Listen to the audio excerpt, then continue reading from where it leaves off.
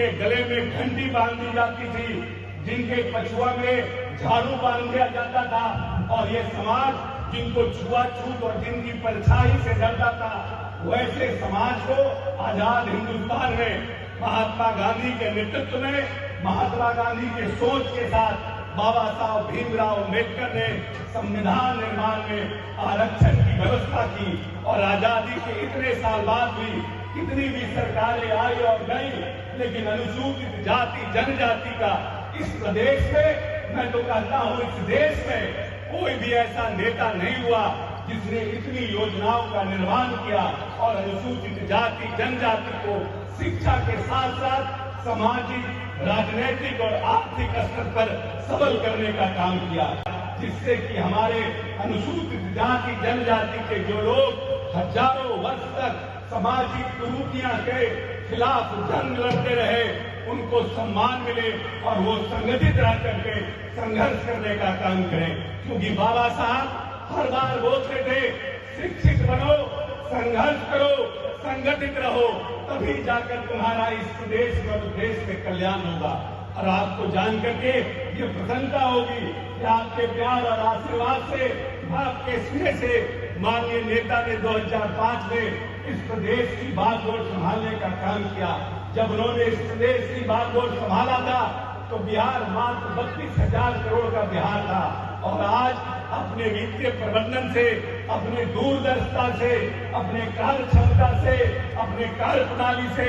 जो बजट सत्र बिहार विधानसभा का चल रहा है, उसमें माननीय वित्त मंत्री विजय चौधरी ने माननीय नेता नीतीश कुमार के नेतृत्व में जो बिहार का बजट पेश किया है, वो 2,02,64 करोड़ रुपया का है। यह इस बात को प्रमाणित करता है कि माननीय नेता ने अपने 17-18 वर्ष के कार्यकाल में कैसे इस बिहार के नव निर्माण और पुनर्जागरण का काल बनाने का काम किया है।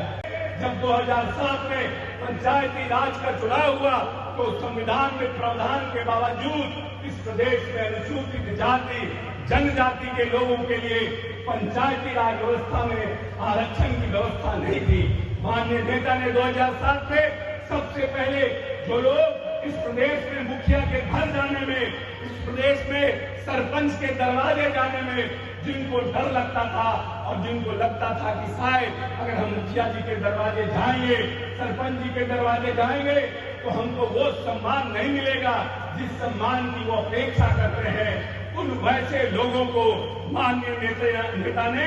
2007 में एकल पद पर भी आरक्षण देकर के उनको मुखिया और सरपंच बनाने का काम किया और जिला परिषद का अध्यक्ष बनाने का काम किया। माननीय नेता के पास सोच था कि हम इस प्रदेश की जो बड़ी आबादी है, चाहे वो महिलाओं की हो, चाहे अति पिछड़ों की हो, चाहे अनुसूचित जाति जनजाति को हो, उनको हम राजनीतिक नेतृत्व देने का काम करेंगे। और माननीय नेता ने पंचायती राज चुनाव में बिहार इस देश का पहला राज्य था जिसने एकल पद पर आरक्षण देकर के सभी को नेतृत्व प्रदान करने का काम किया है। उसी तरह से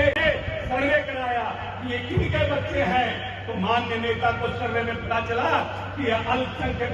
समुदाय के,